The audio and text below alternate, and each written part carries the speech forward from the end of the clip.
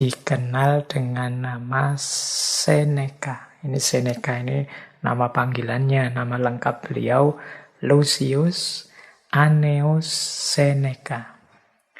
Kadang-kadang orang menyebutnya Young Seneca atau Seneca yang muda karena ayah beliau juga namanya Seneca. Jadi Seneca tua, Seneca yang muda. Ayah beliau juga orang terpandang. Bahkan nanti beberapa anggota keluarga beliau juga tokoh besar. Kakak laki-laki beliau namanya Gallio. Gallio ini senator dan juga filosof yang terkenal. Beliau juga punya ponakan namanya Lucan. Lucan ini penyair besar Romawi. Jadi memang dari keluarga orang-orang besar, orang-orang pinter, Seneca ini. Beliau ini filosof, sastrawan, dramawan, ahli drama, juga negarawan. Kalau yang tentang drama ini beliau dikenal sangat pintar membuat cerita-cerita yang sifatnya tragedi. Jadi gaya penyampaian beliau ini dikenal dengan gaya satir. Makanya beliau sering diasosiasikan, mungkin beliau ini terpengaruh satu aliran dalam filsafat yang namanya sinisme. Yang dulu pernah kita bahas lewat Diogenes dan kawan-kawan. Nah, Seneca ini lahirnya di Cordoba. Teman-teman mestinya pernah dengar ya nama Cordoba ini. Cordoba itu satu kota di Andalusia, Spanyol. Ini kota yang terpadat ketiga katanya. Karena yang paling padat itu Sevilla, kemudian Malaga. Yang nanti dari Cordoba ini, teman-teman yang membaca sejarah Islam nanti akan tahu bahwa Cordoba ini nanti akan jadi ibu kota kekhalifahannya Bani Umayyah. Saat Spanyol ditaklukkan oleh umat Islam. Karena sebelumnya daerah Cordoba ini memang tempatnya pemukiman orang-orang Romawi. Jadi makanya Seneca lahir di situ. Nanti ketika Spanyol ditaklukkan oleh umat Islam, Cordoba jadi pusat kekhalifahan Bani Umayyah. Yang dari situ muncul juga tokoh-tokoh besar. Teman-teman pasti masih ingat ada Ibnu Rus, ada Ibnu Hazm, ada siapa lagi? Abu Qasim Az-Zahrawi. Abu Qasim Az-Zahrawi ini dokter ahli bedah. Dia dikenal sebagai bapaknya ilmu bedah. Kalau Ibnu Hazm ini tokoh dikenal dalam fikih sebagai tokoh dari mazhab Zahiriyah. Tapi beliau ini ahli sejarah, ahli hukum, ahli filsafat, ahli kalam.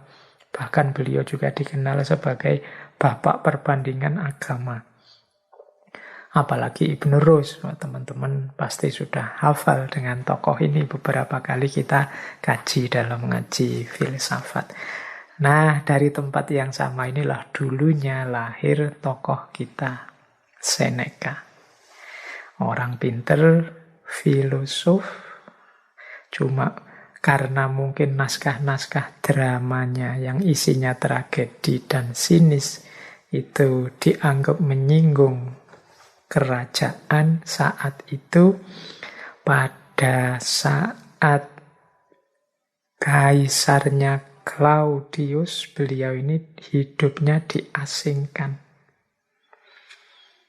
Tapi kemudian kerajaan ngerti eman-eman orang sepinter ini, sepotensial ini kok diasingkan, terus dipanggil lagi. Saat itu, saat dipanggil, beliau ini diminta untuk mengajar jadi guru privatnya Nero. Nero ini kaisar Romawi selanjutnya. Dan pada zamannya Nero jadi kaisar, Seneca ini diangkat jadi penasehat. tapi hanya bertahan 5 tahun. Karena setelah itu beliau Seneca ini difitnah, dituduh terlibat konspirasi untuk membunuh Nero. Akhirnya dia dihukum mati, dipaksa untuk bunuh diri. Ternyata nasibnya mirip-mirip ya dengan tokoh-tokoh sebelumnya yang kita bahas malam hari ini. Orang-orang pinter, orang-orang yang kontribusinya besar dalam sejarah itu sering mengalami nasib yang tragis. Seperti Seneca ini, beliau dipaksa di akhir hidupnya untuk bunuh diri. Tapi gagasan-gagasan beliau hingga saat ini masih banyak kita temukan. Bahkan nanti kita lihat ya, banyak sekali pikiran-pikirannya Seneca ini ternyata itulah yang selama ini kita pedomani sebagai kebenaran dan kebaikan.